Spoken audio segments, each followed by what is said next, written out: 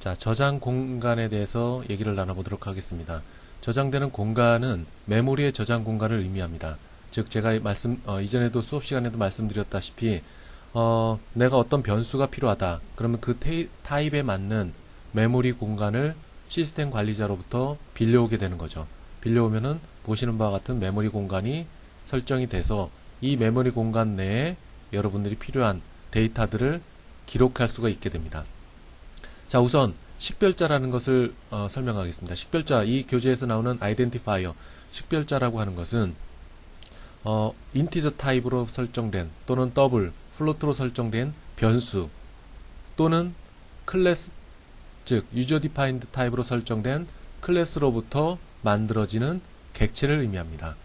따라서 이 객체 또는 변수의 메모리 영역을 어떻게 설정하느냐, 어떻게 빌려오고 어떻게 설정하느냐, 이것이 프로그램에서 굉장히 중요한 부분입니다.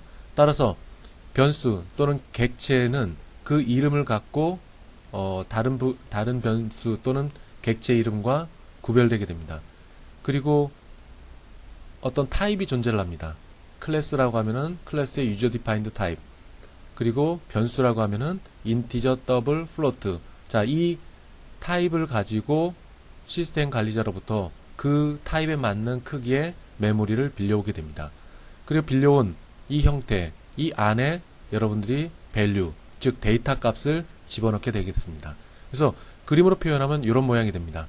자, 어드레스는 나중에 레퍼런스 또는 포인터 쪽에서 설명을 하게 될 거고, 어쨌든 변수나 객체는 메모리로부터 빌려오면 이런 모양을 갖는다. 그리고 이 데이터 영역에 여러분들이 필요로 하는 또는 기록하고자 하는 숫자 또는 문자가 기록되어진다. 그 이 아래는 식별자 이름, 자, 변수 이름 또는 객체의 이름이 되겠죠. 자, 이런 저장 공간은 보통 5개의 주요 키워드를 갖고 설정을 하게 됩니다. 자, 첫 번째는 auto, 두 번째는 register, 세 번째는 extern, 4번은 mutable, 그리고 5번째는 static이 있습니다. 그 가운데 extern은 보통 전통적으로 C에서 많이 쓰던 것들입니다. 그런데 최근에는 C++에서는 extern보다는 static 키워드를 써서 저장 범위를 설정하게 됩니다.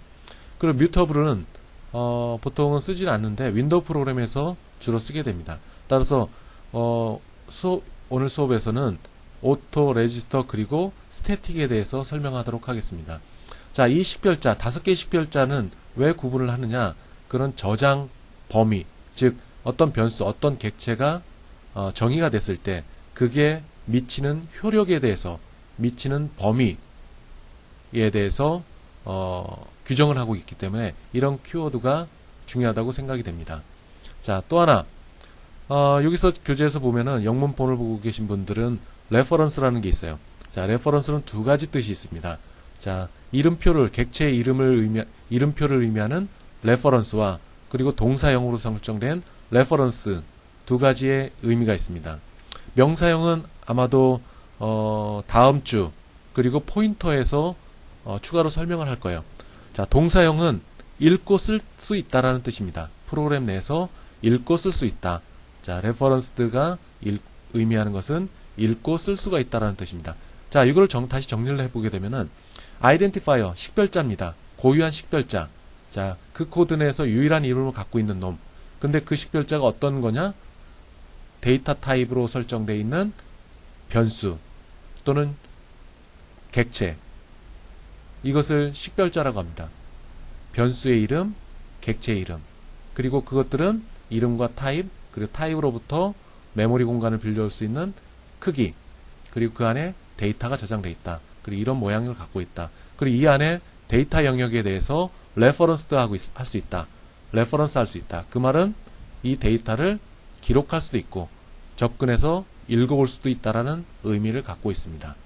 그래서 이런 뜻이 있고 주요 기능들은 뒤에 나오면서 추가로 설명을 하도록 하겠습니다. 자, 아이덴티파이어, 식별자. 자, 유일한 식별자 이름을 갖고 있어야 됩니다. 변수 이름, 객체의 이름. 이것은 그 코드 내에서 유일한 이름을 갖고 있어야 돼요. 자, 이런 유일성을 갖고 있는 이름이 있어야 서로 컴파일할 때 링크가 돼서 구동이 되어진다. 자, 첫 번째 변수 이름입니다. 자, 첫 번째는 자동 변수라는 게 있어요. 자, 키워드는 auto와 register가 있습니다. 자, 첫 번째, 블록 안에 프로그램이 들어갔을 때 설정되어 있는 변수들을 auto와 register로 구분해서 사용하고 있습니다. 자, 여기서 변수라고 하는 부분들은 객체라고도 바꿀 수가 있어요. 자, 자동 객체, 자동 변수. 자, 이렇게 설정이 됩니다. 그리고 해당되는 블록을 벗어났을 경우에, 제어권이 해당되는 블록을 벗어났을 경우에 여기서 설정된 변수가 소멸이 된다. 즉, 시스템 관리자로 빌려왔던 거를 다시 되돌려주게 됩니다. 자, 보통은 로컬 변수라고도 얘기를 하고 있어요. 로컬 변수로 얘기를 할 수 있고, 함수의 파라메터도 로컬 변수가 됩니다. 자, 앞부분에 설명했던 부분들이 예제에서 설명했었던 것들이 있죠. 그림을 그리면서 설명했었던 것. 자, 그런 것들이 파라메터, 이것도 로컬 변수다. 자, 잠시 잊으신 분들을 위해서 다시 한번 보도록 하겠습니다. 자, 파라메터, 함수, 맥시멈이라는 함수의 파라메터들입니다. 이것은 로컬 변수다. 로컬 변수. 즉, 이 함수로 들어가면서 자동 설정되는 변수가 되겠습니다. 로컬 변수. 지역 내에서만 쓸 수 있는 것. 여기서 지역이라는 것은 요 맥시멈 함수가 효력을 가지고 있는 이 바디 내에서 로컬 변수가 설정이 됩니다. 이 파라미터는 로컬 변수로 설정이 됩니다. 따라서 함수를 빠져나갈 때 설정된 것들이 소멸이 됩니다. 자, 이런 지역성을 갖고 있다라는 것을 기억해 주시기 바랍니다. 자, 메모리 공간을 점유하고 있다는 의미입니다. 메모리 공간. 블록이 빠져나갔을 때 이것은 자동 소멸된다. 자, 이게 최소한의 권한 법칙입니다. 이 말의 뜻은 필요할 때 변수를 사용해라. 자, 필요할 때 변수를 빌려와서 사용하고 그 변수가 더 이상 사용되지 않을 경우에는 제거를 해줘야 된다. 시스템 관리자로 되돌려줘야 된다. 라는 의미를 갖고 있어요. 따라서 지난번 실습 시간에서 어떤 학생이 푸는 프로그램 하는 것을 봤는데 모든 변수를 전역 변수로 놓고 프로를 하는 분이 계셨어요. 그때 전역 변수로 놓으면 제가 틀리다라고 얘기를 했었는데 전역 변수로 놨을 경우에는 사용하기가 편리합니다. 그러나 이 최소한의 권한 법칙, 즉 전역 변수로 되게 되면은 프로그램이 구동되면서 만들어져서 프로그램이 종료될 때까지 존속하게 됩니다. 그렇게 됐을 경우에는 필요하지 않은 경우에도 변수가 필요하지 않은 경우에도 메모리는 항상 갖고 있기 때문에 메모리에 문제가 생깁니다. 따라서 필요할 때 로컬 변수로 사용하고 그리고 해당되는 범위, 즉 함수의 바디가 벗어나든지 아니면 블록 내를 벗어났을 경우에는 자동으로 소멸되게끔 해주는 것이 좋습니다. 필요할 때 필요한 변수를 사용하고 그리고 사용하지 않을 경우에는 바로 시스템 관리자로 반납하는 것. 이게 최소한의 권한 법칙입니다. 자, 다음에 앞에서 나왔던 것 중에 auto와 register가 있다고 했어요. 자, 로컬 변수에는 auto와 register 변수가 있다고 했어요. 자, register라는 키워드. 자, 이건 뭐냐? 여러분들이 RTOS를 예를 들어 보면은 PC 정리가 있어요. 고급 정리로 가보면 레지스터 정리가 있습니다. 자, 이거는 뭐 하라는 거냐? OS, 즉 윈도우 비스타, 윈도우 7, 윈도우 XP가 구동되면서 필요한 메모리들을 끌어올리는, 필요한 메모리에 어떤 데이터를 저장하기 위해서 메모리를 점유하고 있는 그것을 의미합니다. 자, 시스템 속도가 떨어진다, PC 성능이 떨어진다, 그러면 레지스터 정리를 하면은 약간 빨라질 수가 있습니다. 그 말의 뜻은 뭐냐? 부팅될 때 시스템이 불필요하게 확보됐던 레지스터 변수들을 모두 해제시키는 상황이 되는 거죠. 자, 이런 것과 같이 여러분들 프로그램에서도 이런 레지스터에 메모리를 집어넣을 수가 있습니다. 참고로 레지스터 변수는, 레지스터라는 키워드로 설정된 로컬 변수는 램 메모리에 상주를 하는 게 아니라 램 메모리에 있는 메모리 공간을 빌려오는 게 아니라 CPU에 있는 캐시 메모리를 빌려옵니다. 자, CPU에 있기 때문에 램보다 더 속도가 빠르겠죠. 자, 속도가 빠른 레지스터 변수를 선언하는 것. 자, 이런 경우가 어떤 경우가 해당될까요? 자, 화일문에서 빈번하게 데이터를 읽고 변경해야 될 부분, 즉 카운터 부분이 해당되겠죠. 카운터는 화일문이 돌아가면서 빈번하게 값을 변경하게 되죠. 하나씩 증가를 해서 화일문을 빠져나가는 순간까지 읽고 변경하고 하는 일들이 벌어집니다. 따라서 이런 화일문과 같이 화일문의 카운터와 같이 빈번하게 변수에 접근해서 데이터를 읽고 변경해야 될 그런 일을 하는 변수가 필요하다. 카운터 변수 마냥 그런 경우에는 레지스터 변수를 설정하면은 좀 더 프로그램 구동 속도가 빨라지게 됩니다. 그러나 안타깝게도 여러분들 레지스터라고 키워드를 집어넣어도 반드시 캐시 메모리에 있는 메모리를 빌려오는 건 아닙니다. 자, 캐시 메모리는 워낙 작기 때문에 컴파일러가 이거는 굳이 캐시 메모리를 빌려올 필요가 없구나 한다면은 자동으로 일반 오토 변수로 바꿔주게 됩니다. 어쨌든 뭐 이런 내용들이 포함되어 있어요. 자, 좀 더 자세히 들어가 볼까요? 오토 변수라고 있어요. 오토 변수는 지금까지 여러분들이 써왔습니다. 다만 오토라는 키워드가 없으면은 자동으로 오토 변수가 됩니다. 자, 앞으로 가볼까요? 자, 여기 있습니다. 여기에 my point라는 게 있어요. my point. 근데 오토 변수, 오토라는 키워드가 없죠. 자, 여기다 오토라는 키워드를 한번 넣어 보십시오. 그러면은 프로그램이 뭐 정상적으로 돌아갈 거예요. 자, 이게 보시는 것 마냥 로컬 변수로 설정되어 있는 my point. 자, 이것은 오토 변수입니다. 단지 오토라는 키워드가 생략되어 있었는데 컴파일러는 오브젝트 코드를 만들면서 자동으로 오토라는 키워드를 넣게 됩니다. 따라서 오토나 레지스터 변수가 아무것도 안 써있는 이런 인티저 my point라고 설정되어 있으면은 자동으로 오토 변수가 된다. 오토 변수가 된다. 로컬 변수를 의미합니다. 로컬 변수. 다시 한번 얘기하지만 로컬 변수는 조금 전에 봤던 my point와 같이 이런 지역 내에 설정된 정의된 변수 이름을 의미합니다. 즉 여기서는 메인 함수의 바디 내에 설정되어 있는 로컬 변수. 그리고 이거 말고 또 뭐가 있냐? 여기 있는 거 마냥 파라메터로 설정되어 있는 것도 오토 변수다. 오토 변수. 즉 지역 변수다. 지역 변수라는 의미는 이 바디 내에서 유효하고 메모리가 만들어지고 사용할 수가 있고 프로그램이 종료되면 메모리는 자동으로 해제돼서 시스템 관리자로 넘겨지게 된다. 그 뜻입니다. 자, 그런데 오토라는 키워드를 안 쓰고 또는 아무것도 안 쓰고 바로 전에 보였던 얘 마냥 단 인티저 카운터라는 거 하는 것처럼 오토를 안 썼을 경우는 자동으로 로컬 변수가 된다. 오토 변수가 된다. 근데 레지스터라고 키워드를 집어넣었다. 그러면은 레지스터, 즉 캐시 메모리에 있는 메모리를 빌려온다. 근데 반드시 여기 나와 있죠.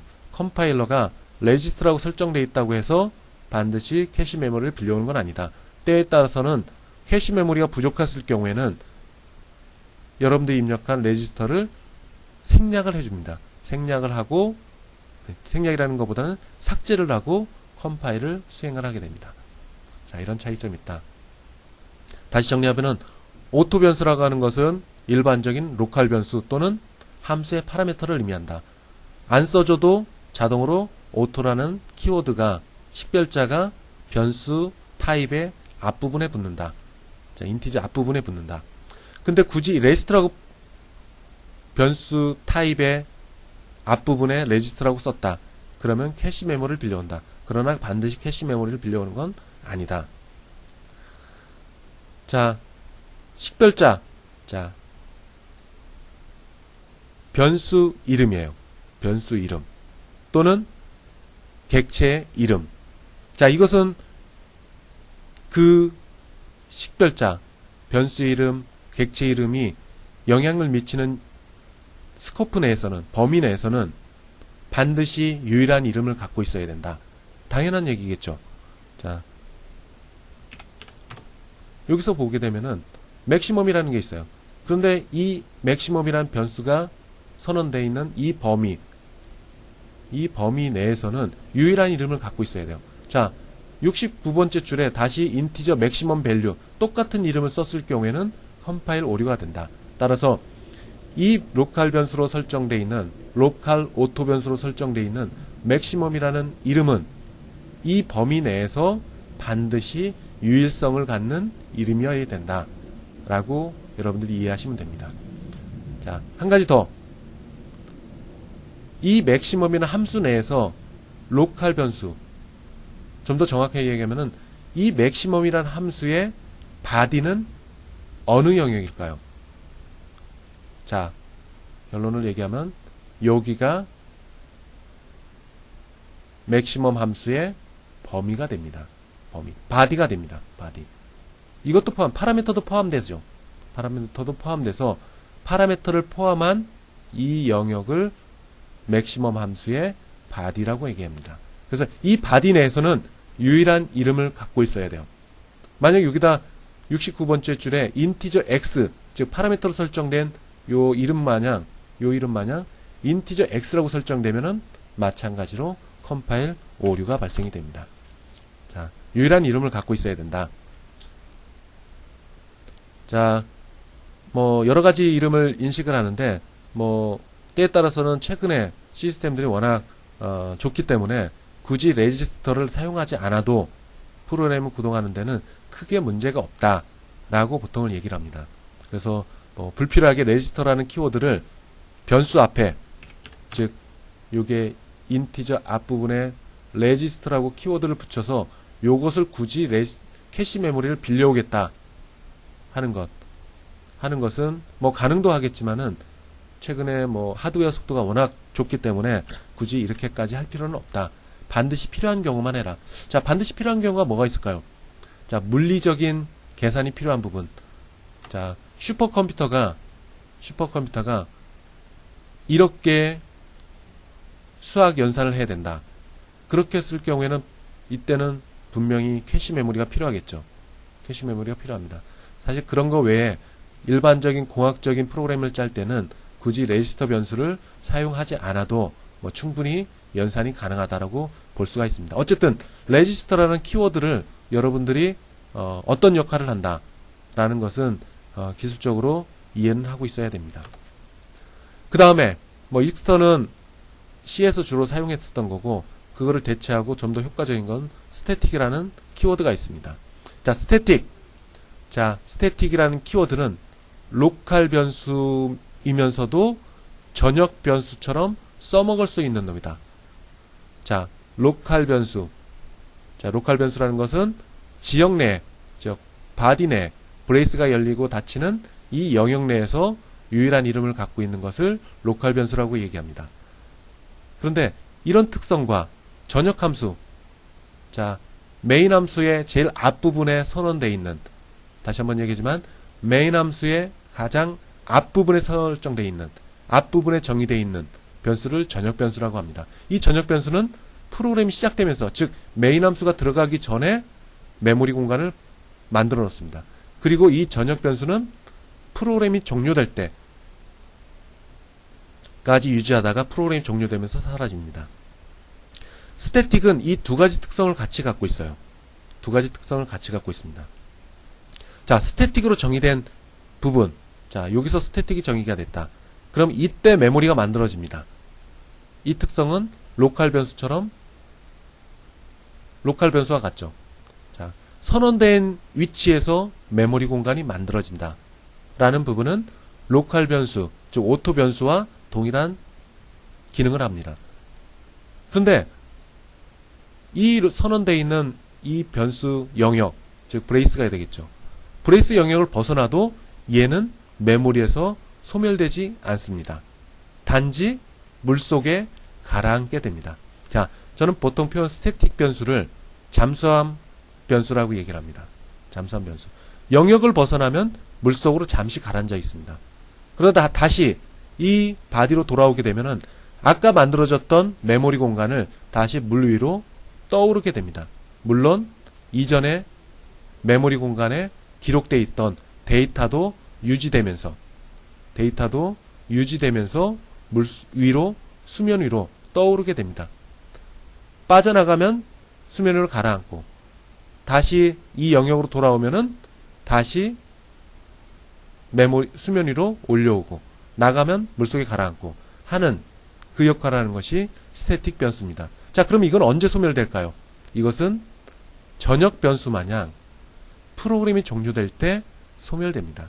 프로그램이 종료될 때 소멸된다. 자, 여기 나와 있는 것 마냥 프로그램이 선언되어 있는 전부터 끝날 때까지 지속된다. 그리고 한 번 초기화된다. 초기화된다는 것은 메모리를 빌려온다. 선언되는 위치에서 메모리가 만들어지고 이 안에 값이 초기화된다. 그리고 프로그램이 종료될 때까지 지속된다. 그 말의 뜻은 프로그램이 종료될 때 그때서 소멸되는 것. 이게 스태틱 변수입니다. 자, 일반적으로 함수도 마찬가지예요. 함수가 정의되어 있다. 그러면 정의된 이후에 함수를 호출해서 사용하다가 프로그램이 종료될 때 이 함수도 모두 사라지게 되는 그것처럼 함수도 스태틱 키워드를 갖고 있는 메모리 공간을 확보를 한다. 근데 굳이 함수에서는 스태틱이라는 키워드를 쓰진 않죠. 변수에 대해서만 씁니다. 지금 얘기하는 것은 펑션도 이런 스태틱 성격을 갖고 있는 놈이다 라고 얘기를 하는 겁니다. 그래서 이런 얘기가 됐다. 기억해야 될 것은 스태틱은 잠수함 변수다. 자, 두 가지 타입. 전역 변수, 전역 함수. 자, 전역 변수는 조금 전에 설명한 것 마냥 메인 함수의 제일 앞부분, 즉 메인 앞부분은 지금까지 뭐가 있었나요? 클래스 정의하는 부분이 있었고 그 다음에 인크루드 하는 부분이 있었습니다. 그 부분에 전역 변수를 위치를 시키면은 프로그램이 종료될 때까지 그 변수의 메모리 공간은 살아있다 라고 하게 됩니다. 일부는 스태틱 특성도 같이 갖고 있다. 자, 사이드 이펙트입니다. 자, 로컬 변수로 정의되었을 경우에는 자, 글로벌 변수, 전역 변수로 설정되어 있는 것은 자, 예기치 못한 여러 가지 상황들을 초래할 수 있다. 자, 예기치 못하는 상황들이 뭐가 있냐? 전역 변수로 설정되어 있는 것을 모르고 로컬 변수로 똑같은 이름을 설정할 수 있다. 다음에 예제에서 나오는 것과 맞해서 다시 한번 설명하겠습니다.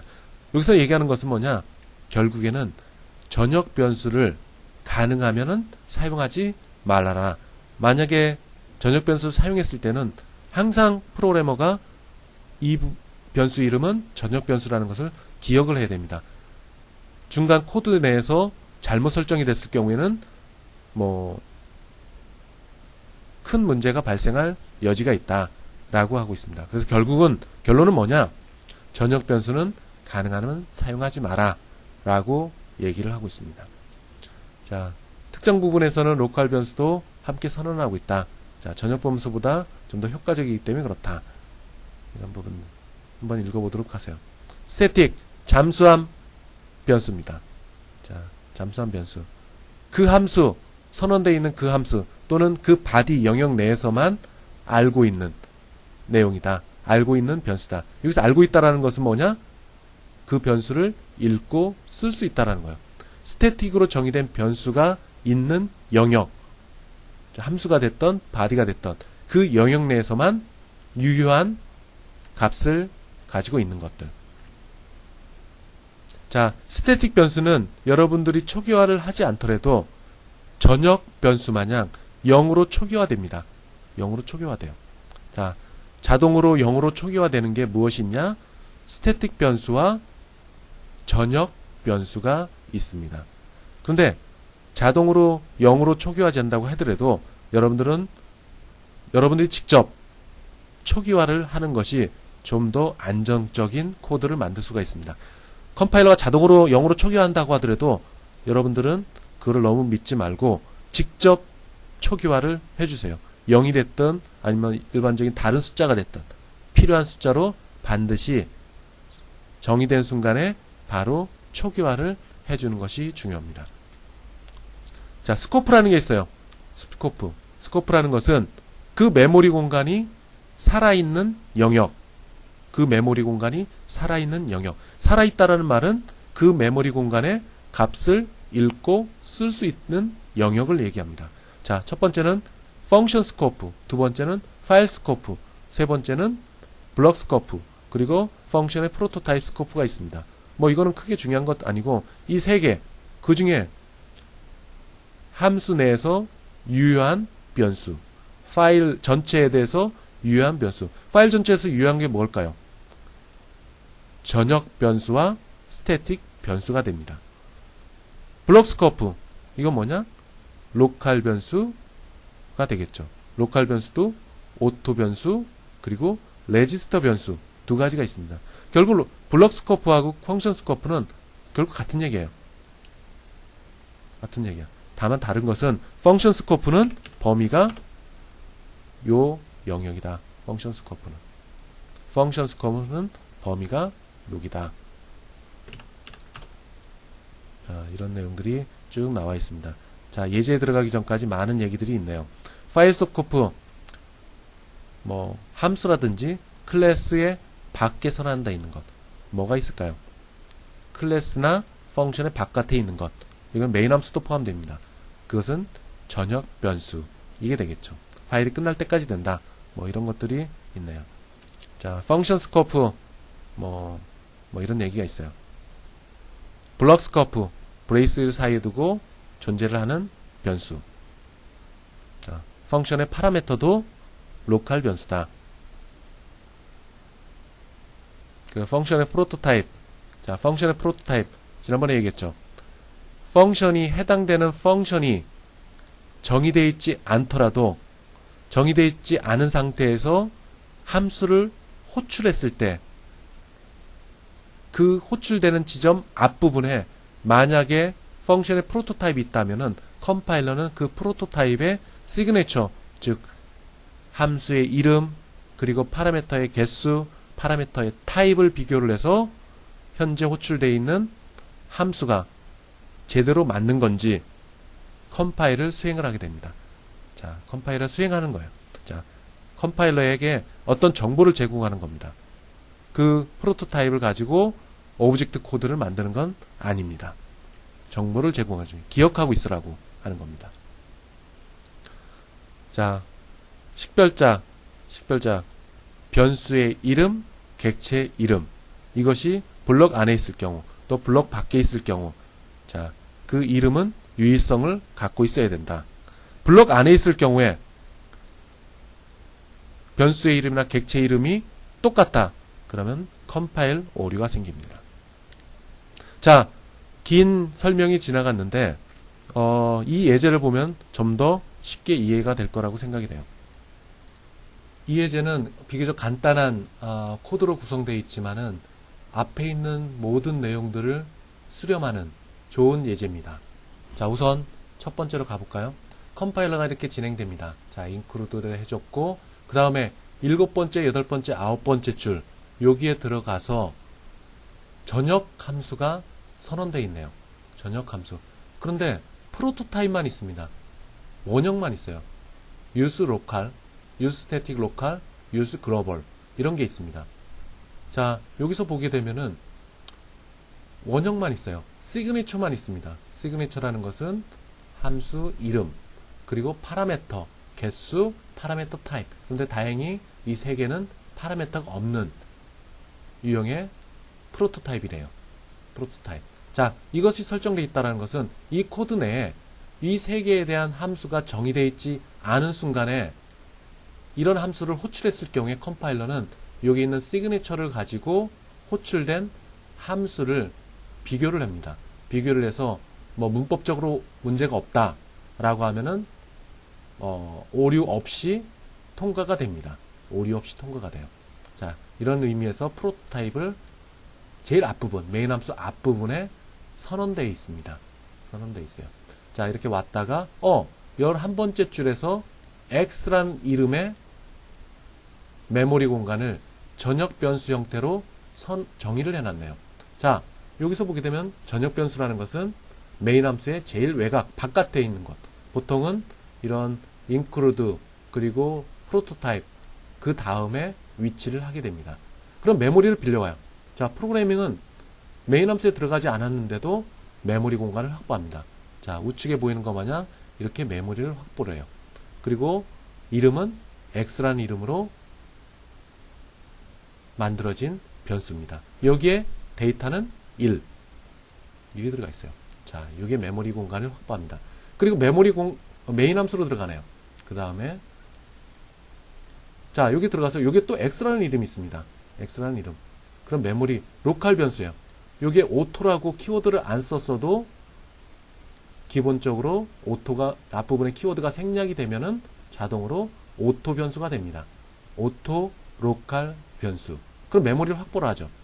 그리고 그 값에 데이터에 5로 입력을 해 놓습니다. 이름은 x. 자, 이름이 똑같아요. 자, 이름이 똑같아요. 자, 이것은 무슨 의미냐? 지난번에 매핑 테이블을 얘기를 했죠. 컴파일러는 번역기가 있습니다. 번역기. 그래서 프로그래머가 이름을 명명한 놈, 여기서는 x가 되겠죠. 그 x에 대해서 컴파일러는 주소값을 기록을 합니다. 2468. 이것은 전역 변수로 저장해 놓는다. 즉, 요게 주소값이 있습니다. 2468. 그 다음에 요게 또 x라고 또 이름을 붙였어도 얘는 1357이라는 주소값으로 얘를 명명을 해 놓습니다.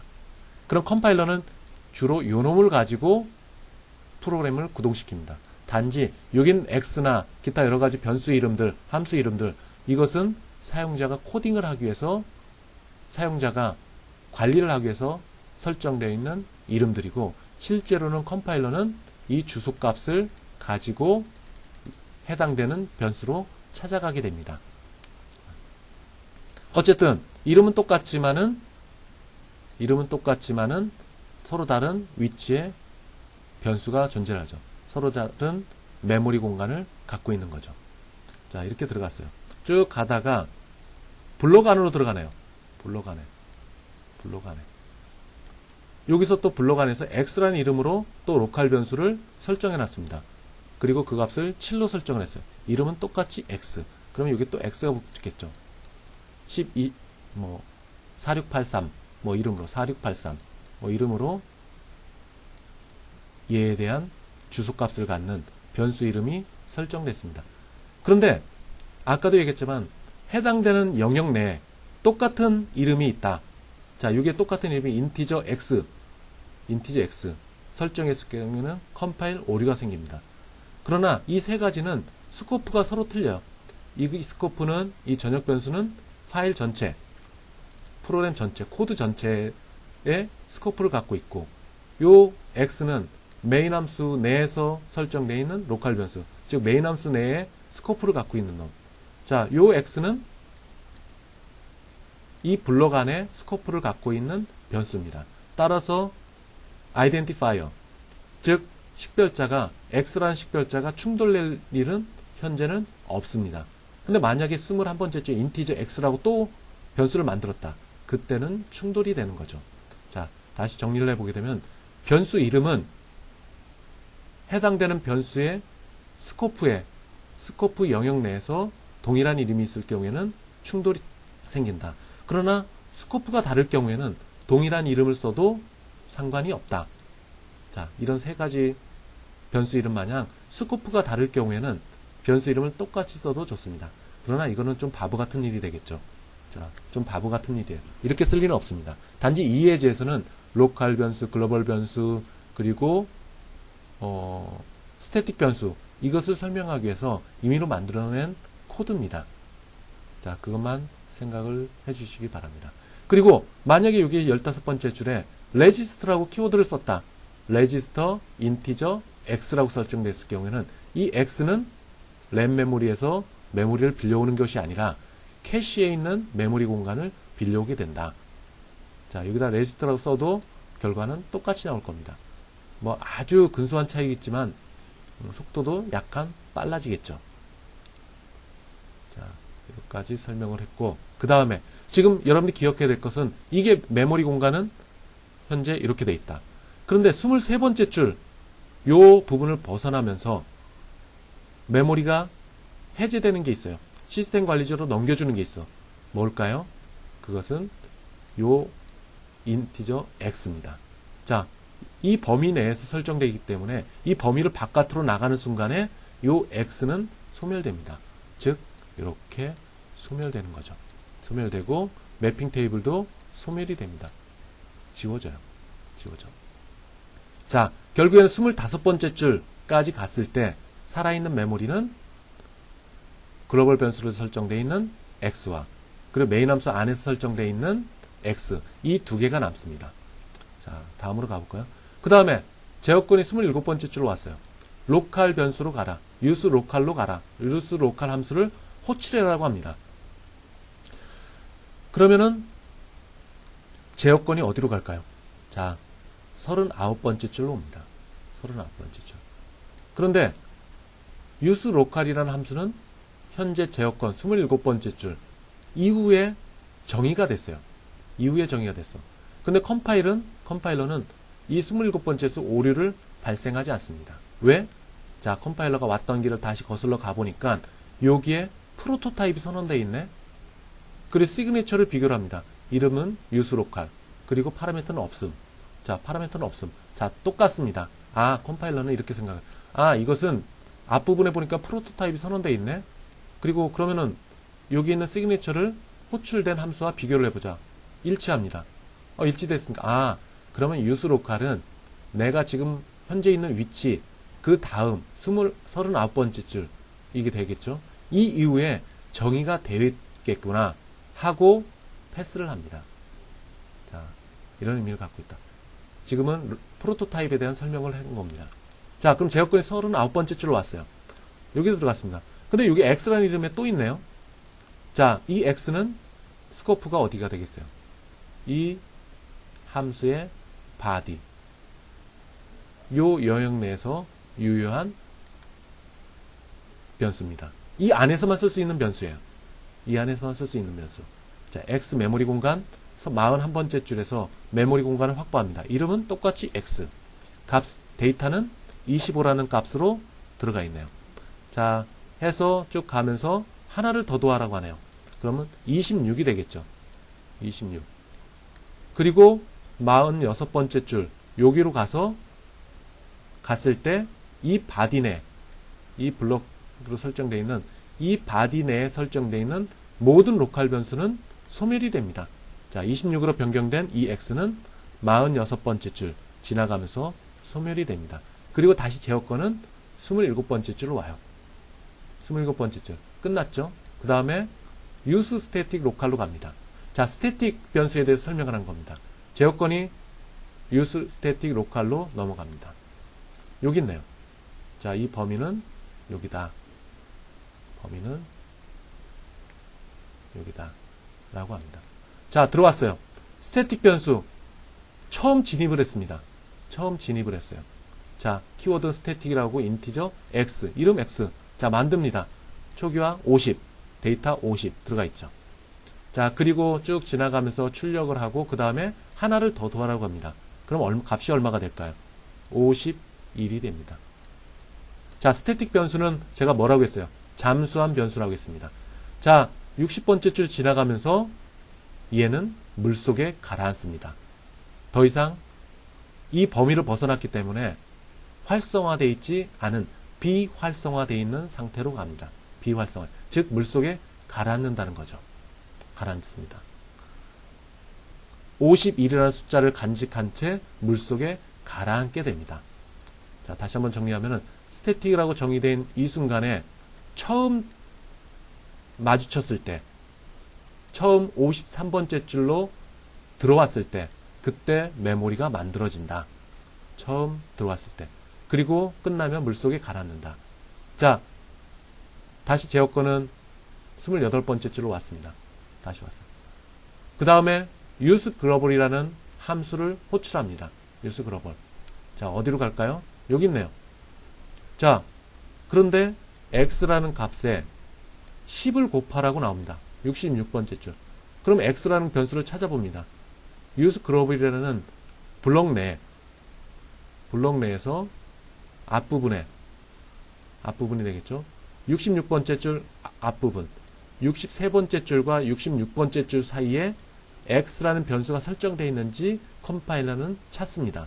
근데 없어요. 그럼 없으면 어디로 가느냐? 글로벌 변수로 갑니다. 글로벌 변수로 가요. 글로벌 변수로 가. 그 함수 바깥에, 즉 use global이라는 함수 바깥에 있는 놈의 변수를 찾습니다. 바깥에 있는 것. 바깥에 있는 것은 어디 있느냐? 여기 있네요. 여기 있네요. 여기는 아까 뭐가 있어요? 값은, 데이터는 1이었어요. 자, 그 값에 10을 곱하는 겁니다. 10을 곱해볼까요? 그럼 결과는 10이 되겠죠. 10이 되겠죠. 10이 됩니다. 10을 곱하고 68번째 줄로 빠져나갑니다. 이 안에 로컬 변수는 아무것도 없기 때문에 메모리를 해제해야 될 것이 하나도 없겠죠. 그럼 다시 제어권은 어디로 가느냐? 29번째 줄로 되돌아옵니다. 그리고 끝나게 되겠죠. 다음 제어권이 30번째 줄로 갑니다. use local로 갑니다. use local. 자, use local로 또 왔습니다. 41번째 줄에 x라는 변수를 인티저 타입의 메모리 공간으로 만들려고 합니다. 그때 또 메모리 공간을 또 만듭니다. 만들어요. 그리고 그 값에 25 입력. 그리고 하나를 더 더해 26. 그리고 그 범위를 벗어났어요. 로컬 변수, 오토 변수는 해제가 된다. 또 삭제가 됩니다. 다음에 31번째 줄로 갑니다. use static local 함수로 치래요. 자, 여기 왔네요. 자, 53번째 줄로 진입을 합니다. 제어권이. 보니까 스태틱으로 정의되어 있어요. 그럼 컴파일러는 이미 이전에 스태틱 변수로 정의된, 즉 use static local이라는 함수 내에서 만들어놨던 메모리 공간을 찾습니다. 있는지 없는지. 찾아보니까 물속에 가라앉는 게 있어요. 51이라는 숫자를 간직한 채 물속에 가라앉았던 메모리 공간이 있어요. 그거를 다시 수면 위로 떠오르게 합니다. 활성화시키는 거죠. 아까 비활성화됐던 것들을 활성화시킵니다. 그리고 57번째 줄로 가서 하나를 더 더해요. 그럼 아까 51이었어요. 그러면 하나를 더 더하면 52가 됩니다. 그리고 60번째 줄로 갔어요. 60번째 줄. 그러면 이건 어떻게 되느냐? 다시 비활성화가 됩니다. 그럼 물속에 가라앉게 되겠죠. 메모리는 살아있습니다. 단지 물속에 가라앉아 있을 뿐이에요. 다시 글로벌로 왔어요. 제어권이. 글로벌로 가볼까요? 자, 66번째 줄 가보니까 x라는 변수를 찾아보니까 또 없어. 없으면은 use global이라는 함수의 바깥을 찾습니다. 바깥에 뭐가 있나요? 요게 있네요. 요게 있어요. 그러면 거기에 10을 더 곱합니다. 그러면 100이 되겠죠. 100이 돼요. 그리고 use global 빠져나와요. 빠져나와서 제어권이 여기로 옵니다. 자, 여기서 출력을 해봅시다. x라는 놈을 출력을 해봅시다. 그럼 어떤 게 출력이 될까요? 자, 이 영역 내에 유효한 것들을 찾아볼까요? 유효한 변수. 우선 유효하지 않은 변수가 뭐가 있을까요? 이거는 아까 소멸됐고 함수가 종료되면서 이미 소멸돼서 존재하지 않는 메모리 공간이고, 그 다음에 EX가 있네요. 물속에 가라앉은 것. 자, 비활성화됐고 물속에 가라앉았기 때문에 여기서는 스태틱, 아까 정의했던 것은 찾지 못합니다. 그럼 뭐가 될까요? 결국엔 둘 중에 하나겠네요. 15번째 줄에 있는 요 변수, 살아있는 요 변수, 메모리 공간, 또는 전역 변수로 되어 있는 요 놈. 둘 중에 하나가 있습니다. 둘 중에 하나 있어. 이제 선택을 해야 돼요. 이 x라는 놈을 어떻게 컴파일러는 연결을 시켜줄까요? 자, 가장 가까운 놈을 찾습니다. 가장 가까운 놈. 가장 가깝다는 것은 15번째 줄. 요 놈이 되겠죠. 요 놈이 되겠죠. 요 놈이 됩니다. 가장 가까운 쪽을 찾습니다. 이름이 똑같았을 경우에는 요 해당되는 변수에 가장 가까이 있는 메모리 공간을 찾습니다. 가장 가까이 있는 것. 메인 함수 지역 내에 있는 요 놈을 찾습니다. 멀리 있는 메인 함수 바깥에 있는 전역 변수 이 x를 찾는 것이 아니라 이 안에 있는 가장 가까운 로컬 변수를 찾습니다. 그럼 얼마가 될까요? 자, 숫자 5가 출력이 됩니다. 숫자 5가 출력이 돼요. 숫자 5가 출력이 돼요. 자, 이렇게 되면서 프로그램은 종료가 됩니다. 프로그램 종료가 돼요. 프로그램 종료가 돼요. 자, 프로그램 종료되면서 메모리를 소거를 해야겠죠. 메모리 해제하는 것도 순서가 있습니다. 순서가 있어요. 그럼 뭐가 될까요? 먼저 가장 가까운 것, 요놈이 소멸됩니다. 요놈이 소멸돼요. 가장 가까운 놈. 그 다음에 가까운 놈이 뭘까요? 이건 프로그램이 시작되면서 가장 먼저 했기 때문에 가장 나중에 소멸됩니다. 가장 나중에 소멸돼요. 로컬, 가장 가까운 지역에 있는 요게 소멸되고, 즉 요놈이 소멸되고, 그 다음에 뭐가 소멸될까요? 그 다음에 그 전에, 바로 전에 만들어졌던 것, 요놈이 소멸됩니다. 소멸돼요.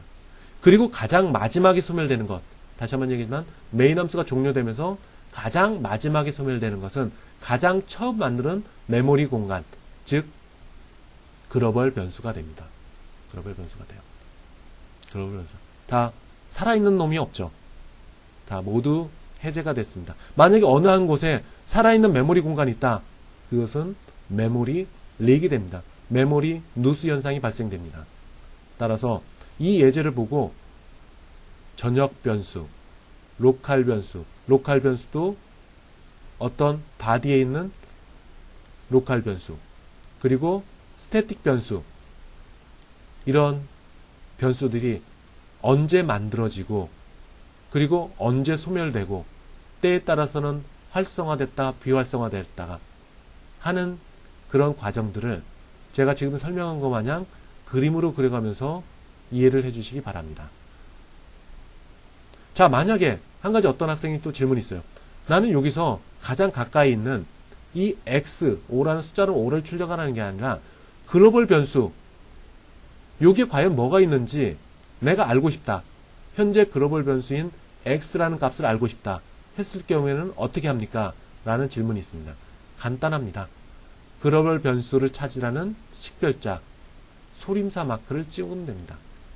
소림사 마크를 찍고 x라고 해보십시오. 즉 여기 변수 앞에 점 4개 소림사 마크를 하면은 전역 변수를 찾아갑니다. 가장 가까운 것이 아니라 전역 변수를 찾아가게끔 하는 것은 소림사 마크를 찍으면 됩니다. 자, 여러분들 실제 연습을 테스트를 한번 해보세요. 정말 전역 변수를 찾아가는지.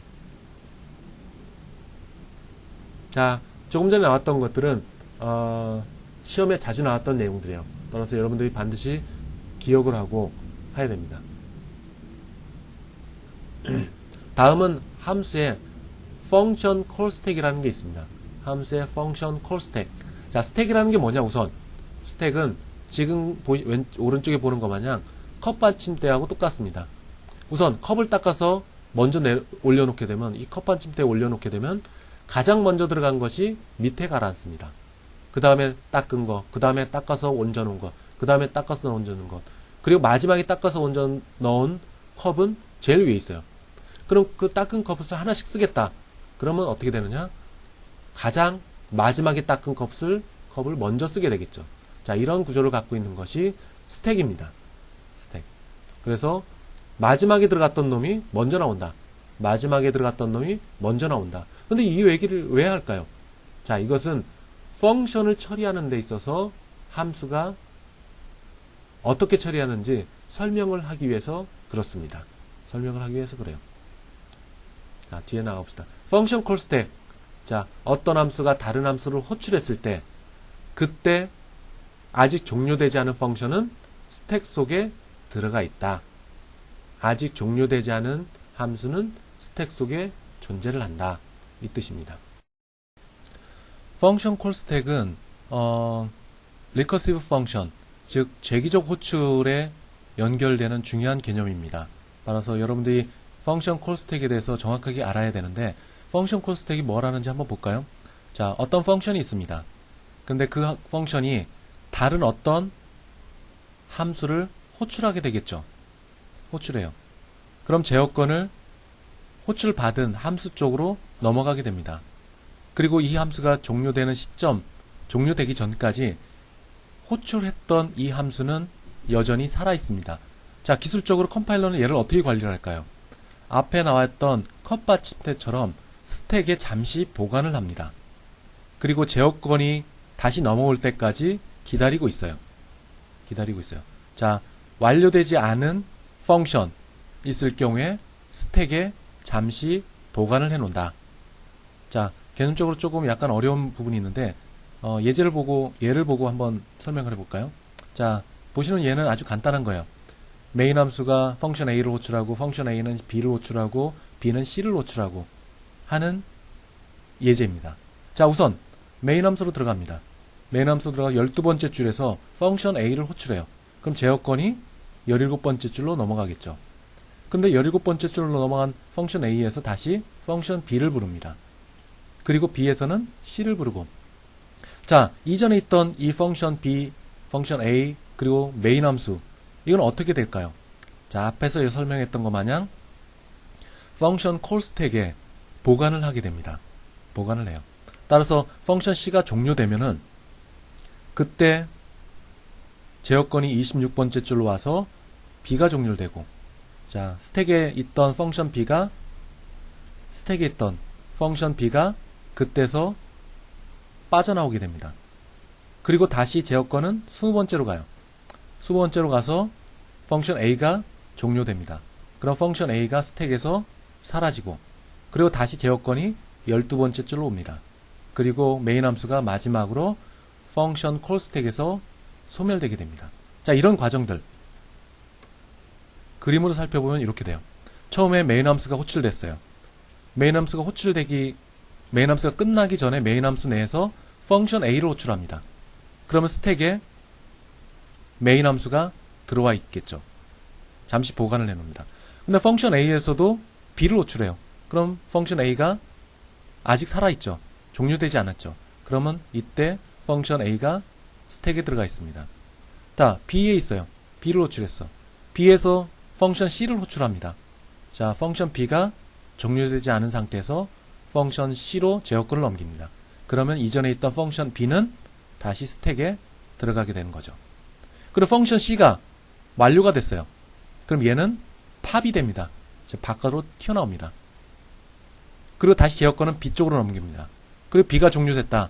그럼 이 펑션 B, 스택에 있는 펑션 B도 스택에서 팝이 됩니다. 팝. 밖으로 나간다. 그 다음에 제어권이 다시 펑션 A로 왔어요. 그럼 펑션 A에서 프로그램 함수가 종료되면 다시 펑션 A는 팝이 돼서 밖으로 나갑니다. 마지막으로 메인 함수로 돌아와서 메인 함수가 종료되면 메인 함수도 마찬가지로 팝이 돼서 밖으로 나가죠. 자, 지금 뭘 얘기를 하느냐? 호출하고 호출되어지고 있는 관계에서 호출하는 쪽의 함수가 과연 어떻게 컴파일러가 관리를 하는 거냐? 그것은 펑션 콜스택에 잠시 보관해 놓는다. 내가 호출했던 함수가 끝나기까지 잠시 스택에 보관을 해놓게 됩니다. 그리고 끝나고 나면 돌아오고, 팝이 돼서 돌아오고, 그리고 이게 펑션 B가 끝나면 팝이 돼서 다시 제어권은 A로 오고, A가 종료되면 팝이 돼서 사라지고 메인 함수로 제어권이 넘어온다.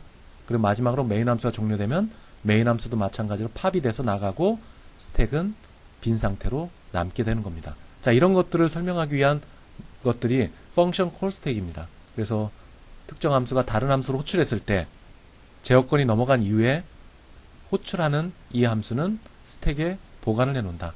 그리고 다른 함수가 종료돼서 다시 돌아오게 되면 이전에 보관했던 펑션이 팝이 돼서 나간다. 이런 내용들이 펑션 콜 스택입니다. 자, 이 그림을 유심히 예제와 함께, 바로 조금 전에 보여드렸던 이 예제와 함께 한번 생각을 해보세요. 자, 기술적으로 크게 어려운 것들이 아닌데 반드시 알아야 될 내용들입니다. 자, 펑션 콜 스택, 펑션이 리턴되는, 즉 프로그램이 해당되는 펑션이 종료될 때까지 스택에 잠시 남아있다. 그리고 만약에 그 해당되는 펑션이 종료됐다.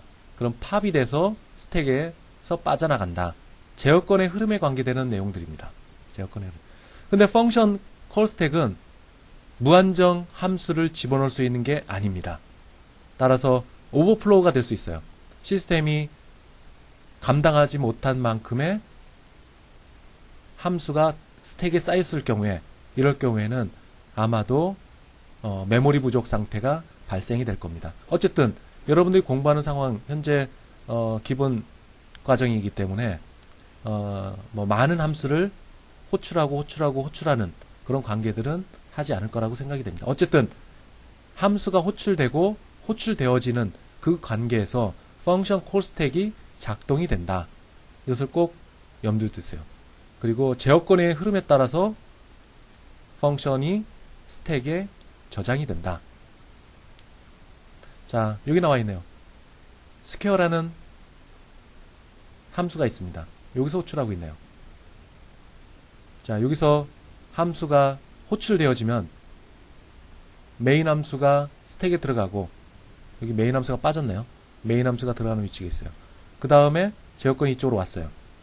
그러면은 호출됐던 이놈들은 끝나게 되면은 다시 돌아오고 그리고 돌아와서 리턴이 되면 메인 함수가 종료되면 얘는 팝이 돼서 나간다 라는 것. 자, 이런 관계들을 뭐 책에서는 이런 모양으로 설명을 하고 있네요. 자, 한번 자세히 한번 보도록 하세요. 자, 이런 관계, 시간에 따라서, 시간의 흐름에 따라서 함수가 어떻게 변경되는지 하는 관계들을 여기서 보고 있습니다.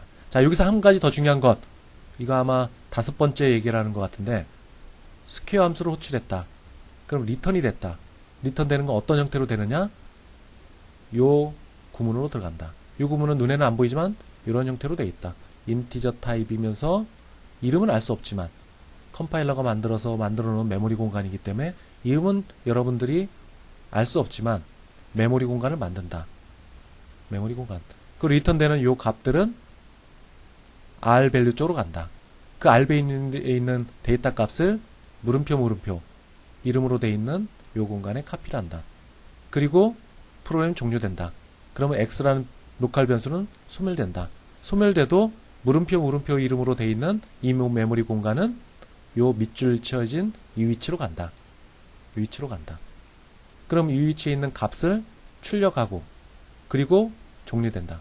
종료되는 시점에 이 템포러리로 임시로 만든 메모리 공간은 소멸이 된다. 자, 이런 메커니즘을 또 함께 기억을 해주시기 바랍니다. 이게 왜 필요한지 나중에 레퍼런스 포인터 개념에 들어갔을 때 이해가 더 쉽습니다. 이 개념을 이해를 해야지만 레퍼런스와 포인터 개념을 쉽게 이해할 수 있어요. 자, 이렇게 과정을 거쳐서 간다.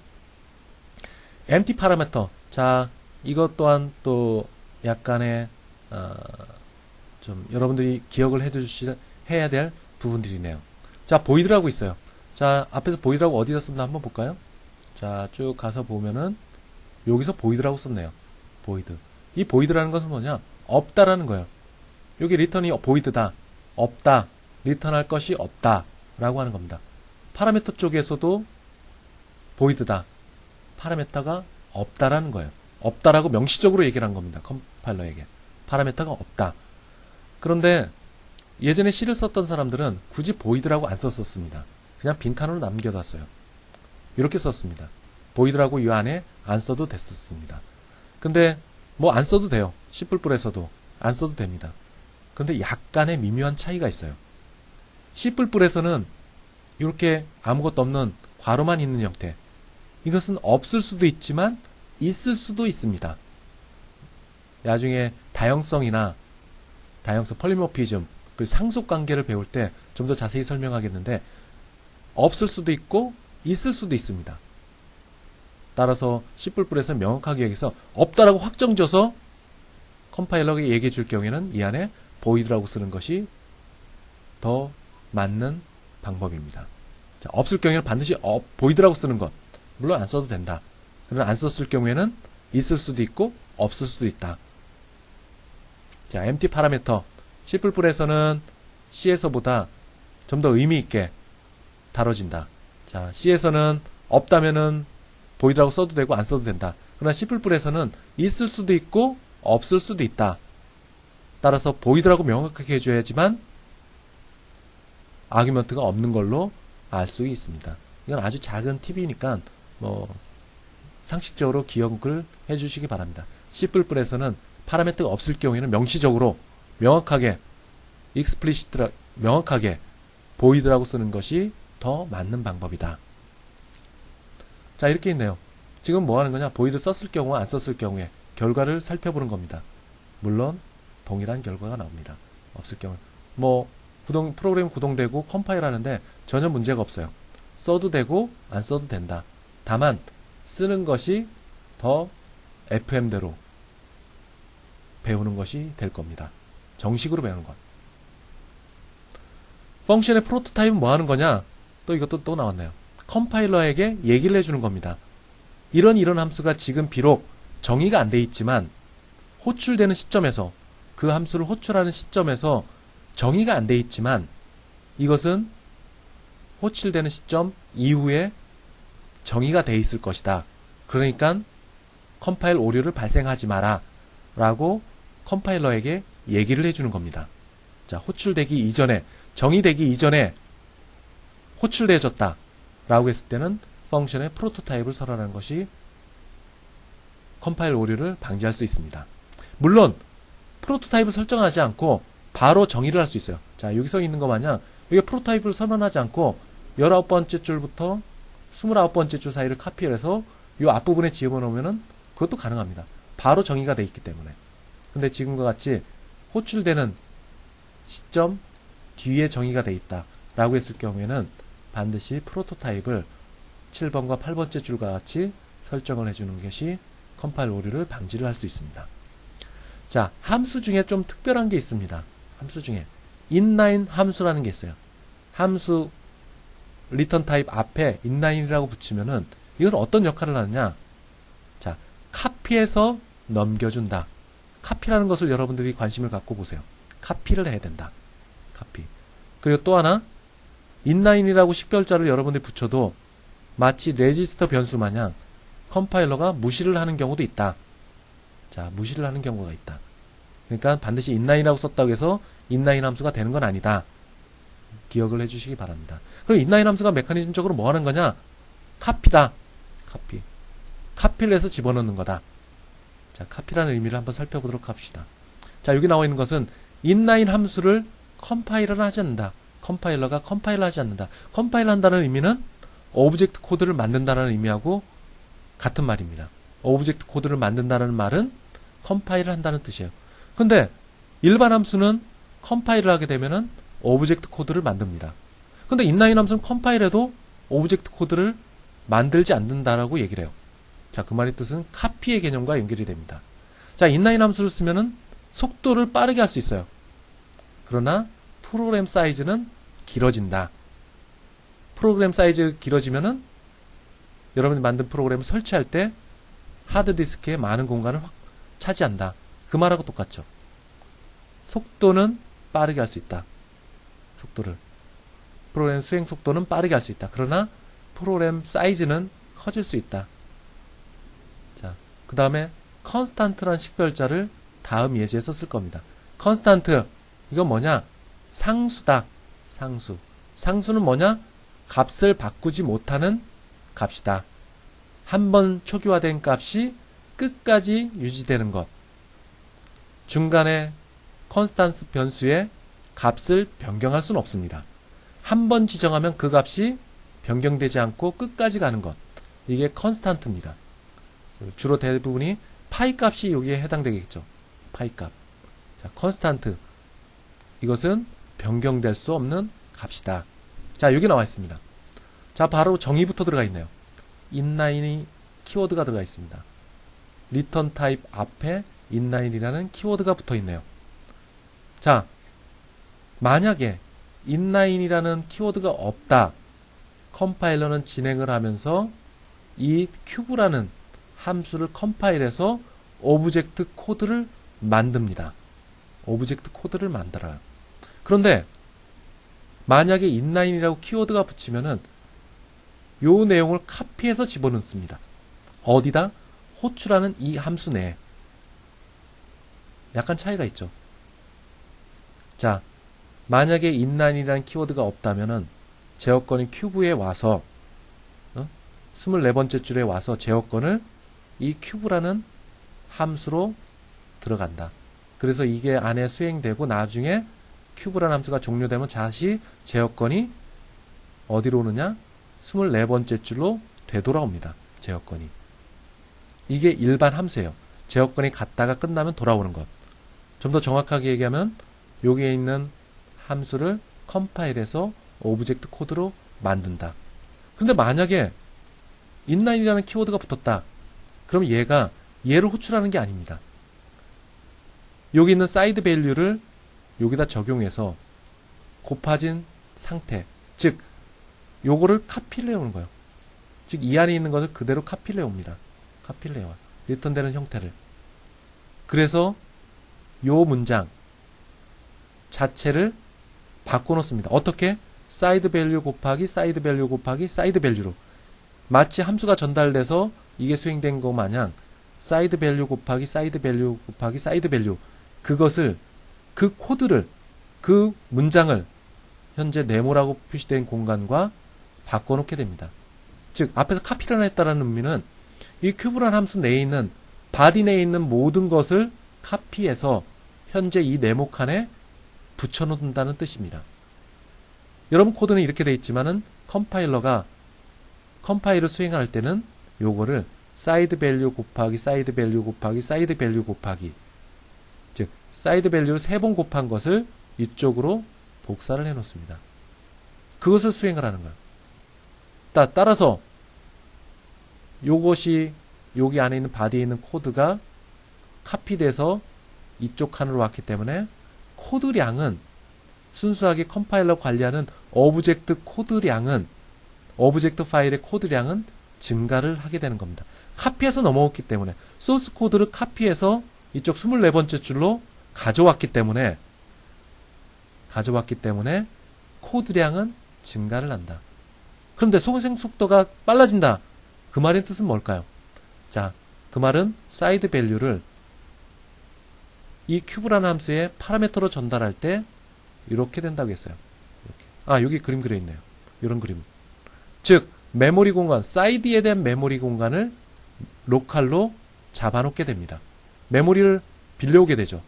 그리고 프로그램 종료되면 로컬로 정의된 사이드 이 변수는 소멸된다.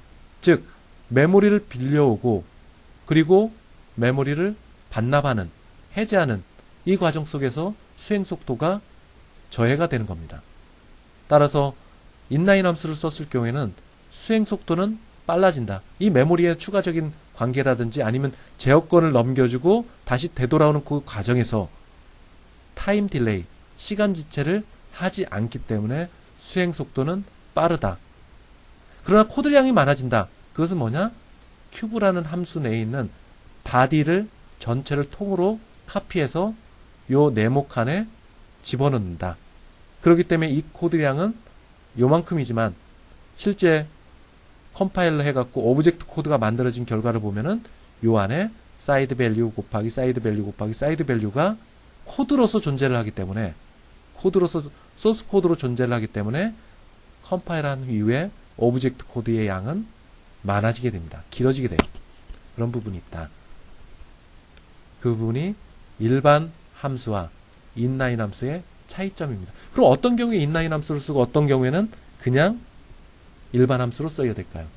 이것도 뭐 약속은 없지만 보통 한 5줄 또는 7줄 이내의 함수는 인라인 함수로 쓰는 게 좀 더 효과적이다. 좀 더 효과적이다. 라고 보통들 얘기를 하고 있습니다. 자, 이 부분과 그리고 또 하나, 여기에 사이드라는 파라미터에 constant라고 키워드가 붙어 있네요. 자, 이 말의 뜻은 뭐냐? 요 구문하고 똑같습니다. 사이드 밸류 엔터를 3.5를 입력을 했어요. 그 사이드 밸류의 3.5가 되겠죠? 여기 사이드 밸류 메모리 공간에, 이 메모리 공간을 언제 만들었어요? 18번째 줄에서 만들었네요. 거기에 값을 입력한 3.5를 사용자가 입력한 값을 집어넣습니다. 이렇게 되죠. 메모리 공간. 그럼 이게 이쪽으로 전달되면서 어떻게 된다고 했어요? 사이드한 메모리 공간을 만든다. 그런데 그 값이 상수처럼 만들어놔. 상수처럼이라는 것은 뭐냐? 이 안에 있는 값이 고정돼 있다라는 뜻이에요. 고정돼 있다. 고정돼 있다. 그 3.5가 전달이 되겠죠. 이 안에서 3.5를 곱해서 결과로 나오게 됩니다. 자, 정리를 해봅시다. 파라미터의 앞쪽에 있는 컨스탄트라고 붙인 것은 값을 변경하지 마라. 값을 변경하지 마라. 라는 뜻입니다. 이 값이 이 안에서 변경되지 않도록 하라는 뜻입니다. 사이드 밸류. 이 값이 변경되지 않도록 하라는 뜻입니다. 자, 이 뜻은 나중에 레퍼런스하고 포인터 개념에서 한 번 더 언급이 될 거예요. 한 번 더 언급이 될 거다. 자, 여기서 기억해야 될 것은 컨스탄트라고 파라미터에 들어가 있는 것은 요것을 변경하지 마라. 요것을 변경하지 마라. 사이드 밸류를 변경하지 마라. 3.5 그대로 가져 들어가서 이 안에서 읽기만 해라. 읽기만 하라는 겁니다. 만약에 여기서 12번째 줄에 사이드 밸류를, 아니, 사이드를 10으로 변경을 했다. 즉,